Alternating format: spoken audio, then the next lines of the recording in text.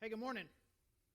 Hey, if you're new, I'm Charlie, the lead pastor here. Man, we're really glad that you are worshiping with us today. We are in a series on Abraham. We started a few weeks ago, and with him kind of in this crazy situation where God tells him to kind of pack up everything, leave his homeland, and go to this place that I'll show you at some point. Which is, for a guy who has no idea where he's going or what that place will be like when he gets there, and to leave everything that he knows. I mean, it's this incredible act of faith. And the Bible just kind of praises him cover to cover for his tremendous ability to just trust, take that first crazy big step of trust and faith with God. And we talked about that. God's got all of us on a faith journey. And for a lot of us, man, sometimes it's that first step that's the hardest. I'm going to make a decision to say that I'm going to put my faith and trust fully in God.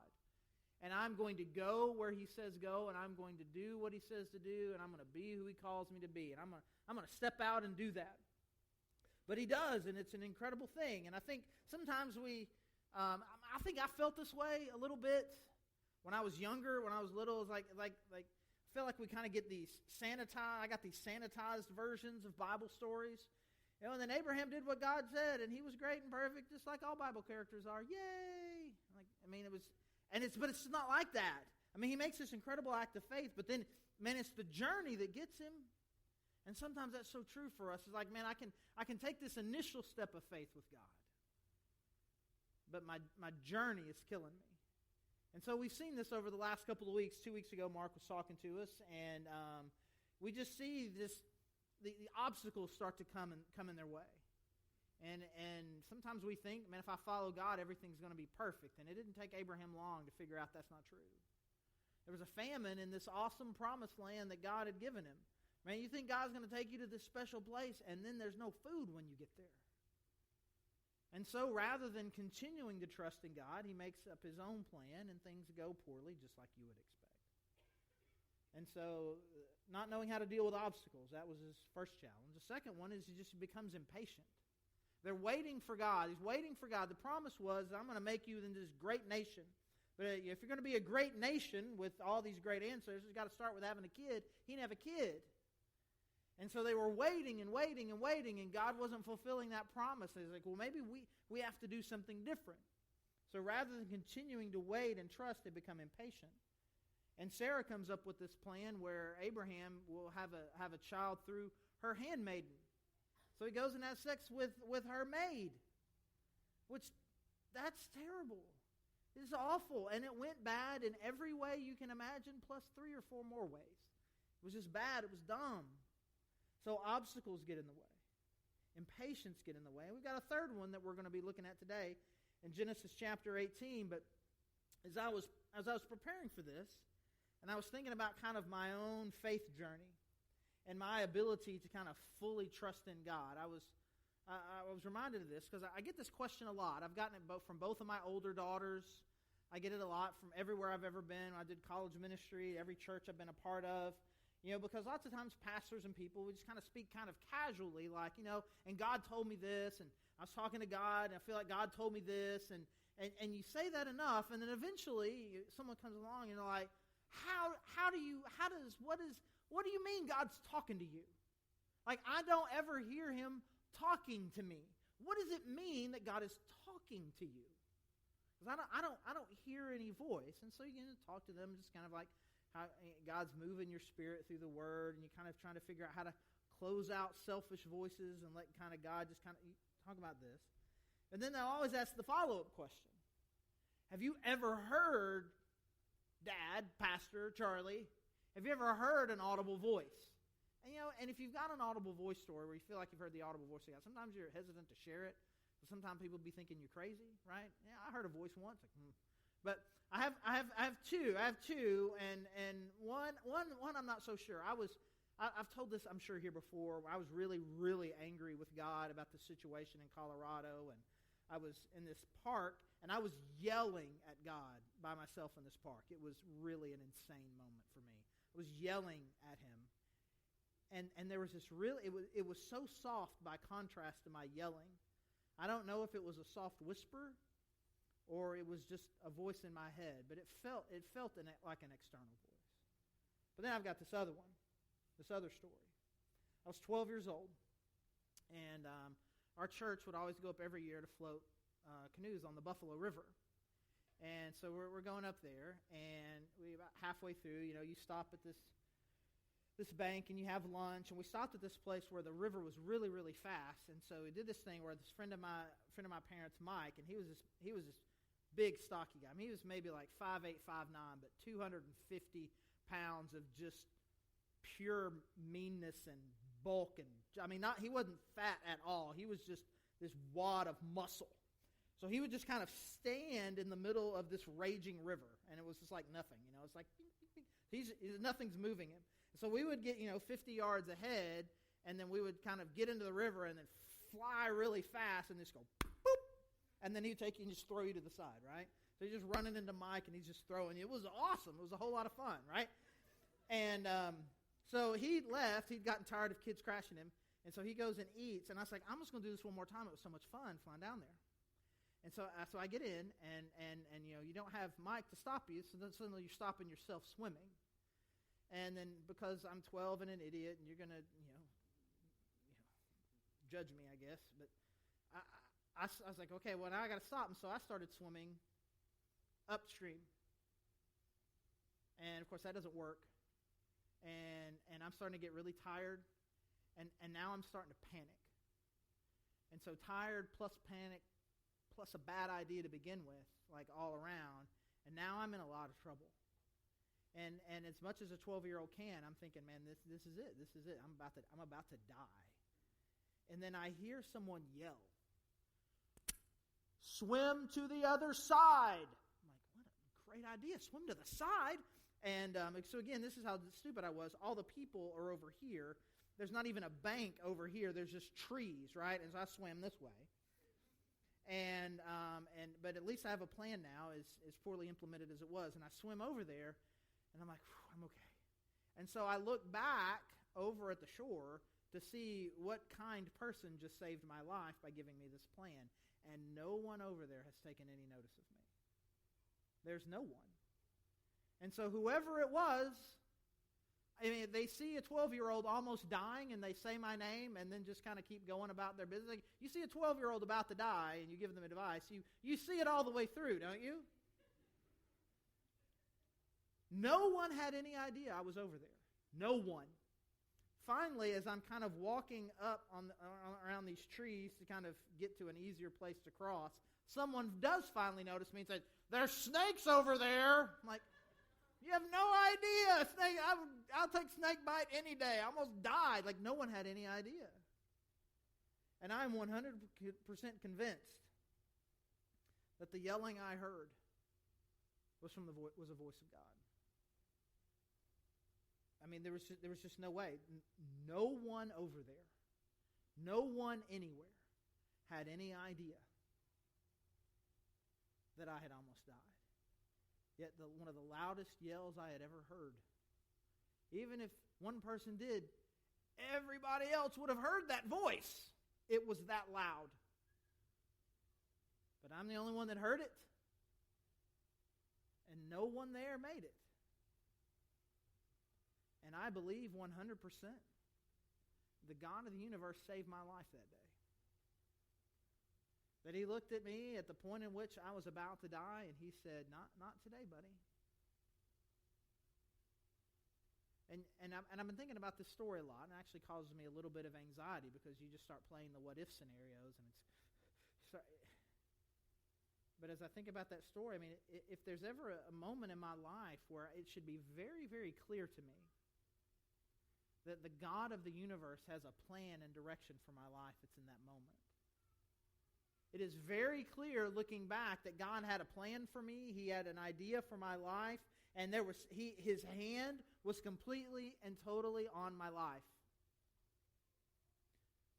Theoretically, when you hear the loud, booming voice of God, and its assurance is, I have a plan for you, at that point, right, your life should no longer have any doubt to it, right? It's the kind of thing that should be an anchor for you for the rest of your life. Where doubt goes away, and it's like, once you have that moment, it's a moment that theoretically should carry with you forever.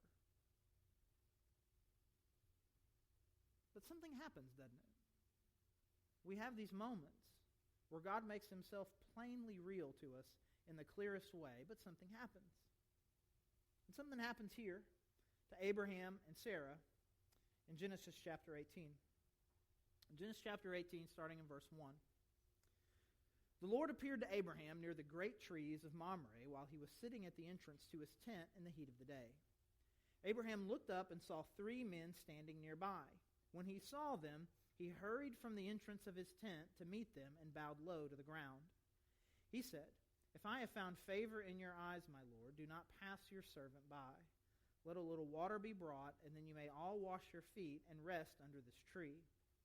Let me get you something to eat so you can be refreshed and then go on your way, now that you have come to your servant." "Very well," they answered, "do as you say." This is kind of a weird little story here. So Abraham is sitting there just right outside of his tent. It's really hot. And these 3 people walk by, and the narrator of this story makes it very clear that it is God that appeared to him in these 3 people. And then apparently Abraham's first reaction to it makes it very clear too. He looks at them and recognizes these are not just 3 dudes coming to them. He immediately runs to them, begins to bow down and worship to them, and calls him Lord. And so it's very clear from the telling of this story that this is God in the flesh has come to them. God in human form has come to them to talk. And so he is overwhelmed, and he is inviting them in for dinner. So we'll talk a little bit more about that. I just want to make sure that we're following kind of the gist of the story. Verse 6. So Abraham hurried into the tent to Sarah. "Quick," he said, "get 3 seahs of the finest flour, and knead it and bake some bread." Then he ran to the herd and selected a choice tender calf and gave it to a servant, who hurried to prepare it. He then brought some curds and milk and the calf that had been prepared and set these before them. While they ate, he stood near them under a tree. "Where's your wife Sarah?" they asked him. "There in the tent," he said. Then one of them said, "I will surely return to you about this time next year, and Sarah, your wife, will have a son." So God had promised him a son, and God promised him that he was going to have this great lineage, but had never before now given him any sort of date of any kind. And in fact, it has been dozens of years now, and nothing has happened. And so now, for the first time, he's coming in kind of with this promise of a time frame.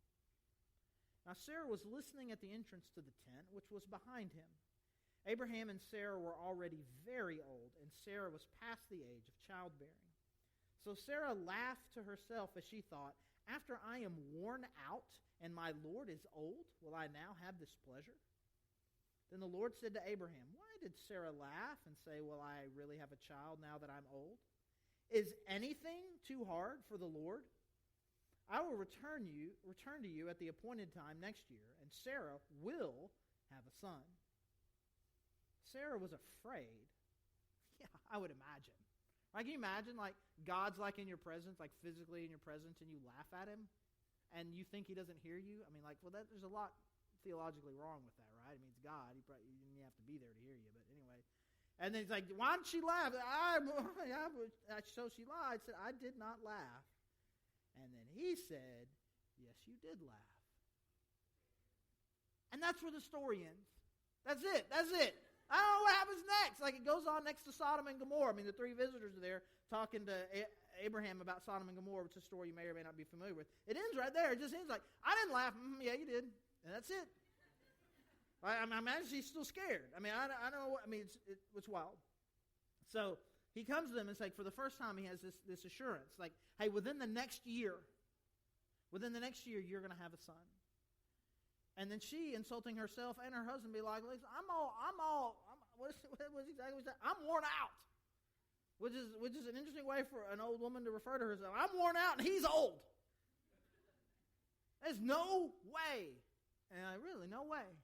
Why is she laughing? Why does she say no way? Is there anything that's too hard for me?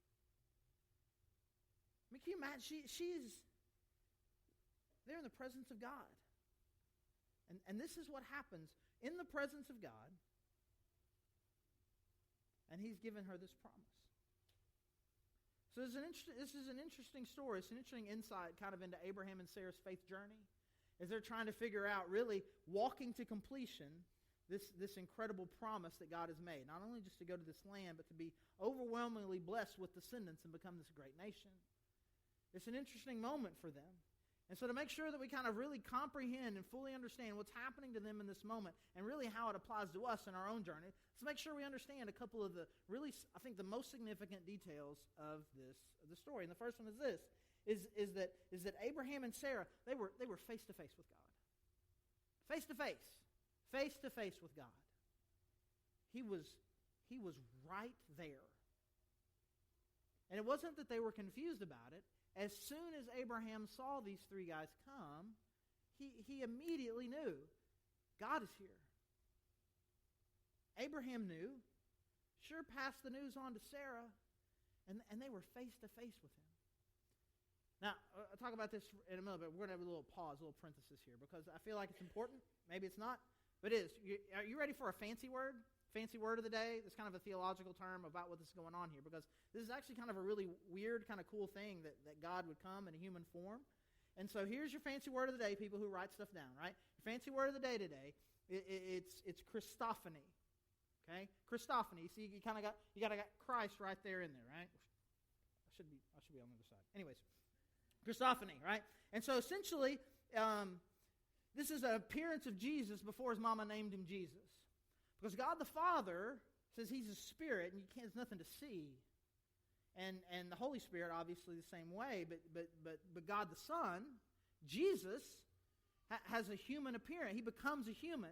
And so there's all these times in the Old Testament where God as a human comes and visits people. Sometimes an angel comes, and that's different, and they come to worship the angel, and the angel's like, don't worship me, I'm just an angel. I'm just here to tell you some stuff. This guy accepts worship. Joshua is visited by what's called the angel of the Lord, this messenger from the Lord, worships him, doesn't refuse that worship, and then begins to talk about God's plan in the first person. This is what I'm going to do. And so there's several of these times where Isaac's wrestling with, and it says he's wrestling with God. This stranger meets him in the middle of the night, starts wrestling him. It's a weird story. But we have these times where Jesus himself is what we believe, that Jesus himself is coming face to face and interacting with these people before he comes fully in the New Testament. So that's what that is, a Christophany. And so they have this thing where they're right there with God face to face. You know, and maybe it's not face to face, but I have a moment like that too. Where without one doubt in my mind, and I promise you, I overanalyze things way more than normal people. I've analyzed that story from every possible angle, and there's no way for me to come to any other conclusion that the God of the universe in an audible voice spoke to me and said, hey, that way. Swim to the side. And so I have this moment, this kind of anchor, or at least what should be an anchor in my life, of where it is very clear and obvious that the God of the universe is real and has a direct plan for my life. And the same is true here for Abraham and Sarah. They've already seen God do a whole lot. They've already seen God rescue them from a lot of different situations and bless them in overwhelming ways. And now they've got this face-to-face encounter with God himself. This is what God has done to reassure his promises to them. And he's done the same for you. There is a moment or moments in your life where you can say for certain, at this moment I knew God was real. Because of the way these circumstances, because this thing that he said, this thing that he did, the way this played out, it is very clear to me that God is real and he's interested in my life. Everybody's story is going to be a little bit different. Even if you're at the very, very beginning of your faith journey, my guess is you've got some sort of story. Maybe it's the one that brought you here the first time. Something in your life that kind of acts as this anchor. And I think it's important for us to keep those stories at the front of our mind. And to have these things at the front of my mind where I'm thinking, you know, there are these moments where God has made himself very clear of his existence and his interest personally in me. And again, he did this for Abraham and Sarah in a tremendous way. face to face with them. But even though Abraham and Sarah were face to face with God, they were face to face with God, yet they doubted. But they still doubted. And on its face, it just seems so weird. Like, I'm face to face with God, like, you're not really capable of stuff. Hey, creator of the universe, blah, blah, blah, come down in a human form, do all this. I'm not feeling it. And this is not the only time something like this happens. There's an incredible story at the end of Matthew. It's right before Jesus gives the Great Commission, which is kind of his commissioning to all of us, telling us what the church's mission is. And so he just set the stage. Jesus has died on the cross just like he predicted and has come back to life. So he was dead. They saw him die. They buried him in a tomb. They went to that tomb. There's no body in there. But instead, he's walking around with holes in his hands from the cross and in his side. He's just walking around like there he is. And he's been talking to them for the last month. And they obviously know that it's Jesus, the Jesus who had died. And after like a month of this, he gathers them one last time. And he's like to kind of say goodbye. And it says, and that some worshiped, but some doubted. Like, what? I mean, like, Jesus, he right there. He right there. He was dead, now he's not dead, and not dead right there in front of you. Like, I don't know. Who knows what this could be? We could all be imagining this. Maybe I just don't want to believe. Maybe I'm scared of what you're going to say next. Maybe I think you're going to tell me something to do I don't want to do. But this doubt creeps in. And here's the thing that I think that we naively tell ourselves. Is that somehow if God were more clear, if somehow God made his presence more known in a more obvious way, if only God would blank, then I would believe and never doubt him again. And that there's something that we think that he could do, should do, and that if he were to do it, then my faith would be solid forever. God, if you would only fix this problem. God, if you'd only show yourself. God, if I could only have just one little hear your voice story like what he talked about. If we put all these ifs, and if God would only blank, then I would be faithful forever. And I'm telling you, there is historical evidence to say that that's not the case. That is not your problem. That's not my problem. That's not our problem. In the face of overwhelming evidence, we will still look at God and go, I don't know. There's a fear. There's an anxiety. There's a forgetfulness. There's a lack of trust. There's this doubt that kind of is just in us. And even though we all have our version of our story where God has made himself real and plain and evident to us, there's something that happens where we forget the past faithfulness of God,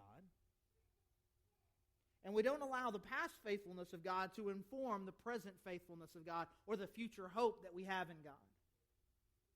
And so we have this situation here with Sarah and Abraham where they've seen God do great things, but now, again, years and years of unfulfillment. They have famine. They are waiting. They come up with their own bad idea. That all these things have happened. And now, when the promise started, she was probably already worn out and he was old. Now she's extra worn out and he's super old. And they just can't. Even though they've seen all this faithfulness, none of this past faithfulness is informing their current situation and what they expect God to do in the future. And this is what happens to us.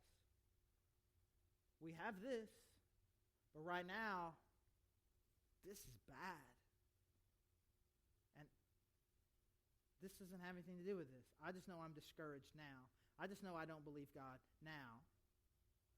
And if there's a big picture idea that I want you to walk away with today, that I want you to hold on with you and I want you to keep it forever, it's a very simple idea. Remember and believe. Remember and believe. Remember the faithfulness of God in your life. Remember when you saw God show up. Remember that. Remember that thing that God did for you. And then let it be an anchor in your life. Something that you are holding on to for the rest of your life. Where I'm going to say that because God did this, I trust and believe that no matter what is happening here, God is going to continue to be faithful. Because here's the promise that God has made to you. The promise that God has made to you is that He wants to bring you life. That He wants to give you peace. He wants to do the same thing that He did for Abraham. We talked about this a few weeks ago, that He's looking for these funnels where He can pour blessing into, and He wants to overwhelm you with blessing so that you can take that blessing to the whole world. That's what God's wanting to do. He's wanting to heal that brokenness in you. He is wanting to repair the relationships that you're struggling with. He is wanting to bring you life and hope and newness. That is what He's wanting to do. And you need to remember the faithfulness that you've seen from God in your past. And let that faithfulness say that no matter what is happening now, I still have faith and trust that God is going to bless me in the future. We cannot let our present circumstances prevent us from believing in the future faithfulness of God.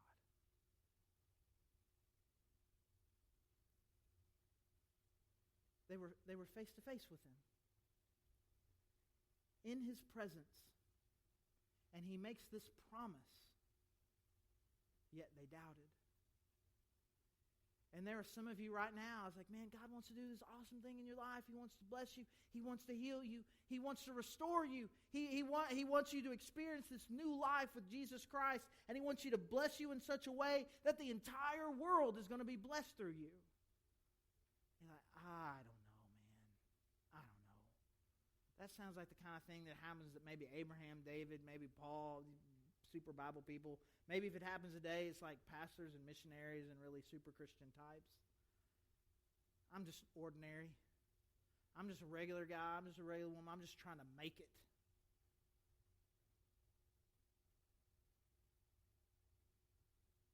And no matter what we see, no matter what we experience from God, whatever matter we don't allow ourselves to truly believe that the promises of God are for me. And I'm here to tell you that God has promised life for you. He has promised to do incredible things in your life and through your life. And we cannot allow today's obstacles, today's impatience, or today's doubting to prevent us from continuing to journey on through faith. Now, I know a lot of the stories. I look out and I see stories. And I know some of the things that we're going through. And I know that just like Abraham and Sarah, it's been years. But I'm telling you, God's faithful. He is still as faithful today as He was in that anchor story. And I don't care how long it's been. The God of the universe is going to show up in your life and do something amazing and bless you and bless the world through you. Now, this happens every now and then. I'm up here and I'm preaching, and when I'm done, I'm like, I think I just preached a message that was just for me. Like, this is what I needed to hear. So I've seen God do awesome things in my life, and yelling at me to learn how to swim is just the beginning, right? I've seen God do incredible things. But sometimes I just get overwhelmed, and I'm just like, God, really? Are we still doing this? Is this really, are you still even there? Have you kind of moved on to something else? And I get overwhelmed and I get discouraged. I needed to hear this today. So this is one of those deals where I just pray, maybe like 3 other people, maybe it's like the 4 of us together heard a good message today. But the reality of it is, no matter where we are in our faith journey, even those who are still waiting to start it, and we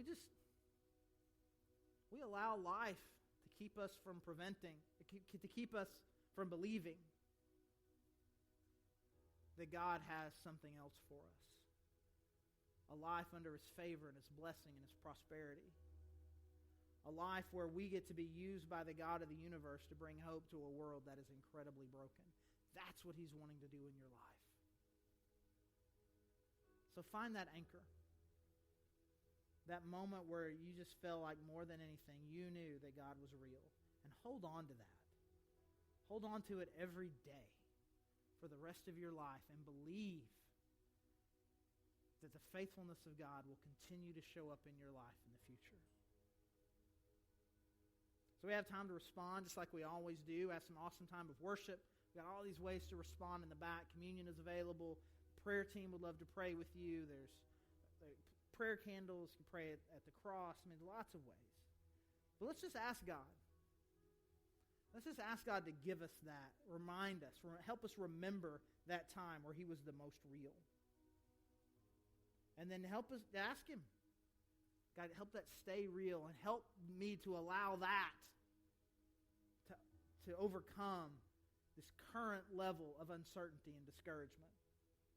And if you're here today and it's like, man, to be honest, man, I don't know that I've even had my first moment or encounter with God today. I'll make this deal with you. You say right now to God, that God, I don't know what that dude's talking about. But I want you to be real in my life. You ask Him to do that. You ask Him to show you the truth and the reality of His Son, Jesus Christ, and the death that He died for you and the life that He wants to give you through that death. You ask God to do that, He'll show up. He will. And then you'll have your anchor moment. But even still, even if you're have never really given your life fully to Jesus, I believe that you have something that you can hold on to that has convinced you that God is real, and He's wanting you to take that next step with Him.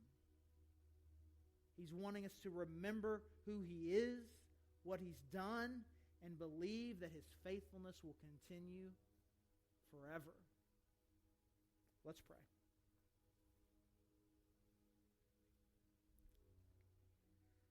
God, I thank you. I thank you for these awesome people here. And God, between both services, God, I just know there's just so many stories from people who are here who are still skeptical about whether or not faith in you through your Son, Jesus Christ, is even the right way to go. And God, I pray that you will remind them of how you've already shown yourselves to them. And God, I pray that you would show yourself to them in a big way very soon to show them that life is found in your Son, Jesus Christ. And God, I know that we have people here who are in the middle of a very discouraging journey.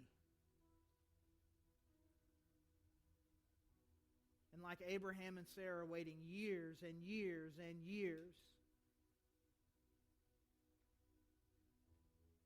they're discouraged. And their instinct, when they hear that you are faithful and want to do awesome things in their life, their instinct is to laugh. God, I confess I've laughed. That I've allowed my discouragement to get the best of me. But God, I pray wherever it is we are on our faith journey, that God, that we would have as an anchor in our lives the faithfulness that we have seen from you. And we will hold on to that and believe and trust that, God, that your faithfulness will continue for years and years and years to come. And we thank you for your Son, Jesus, who makes it possible. And it's in His name that we pray. Amen.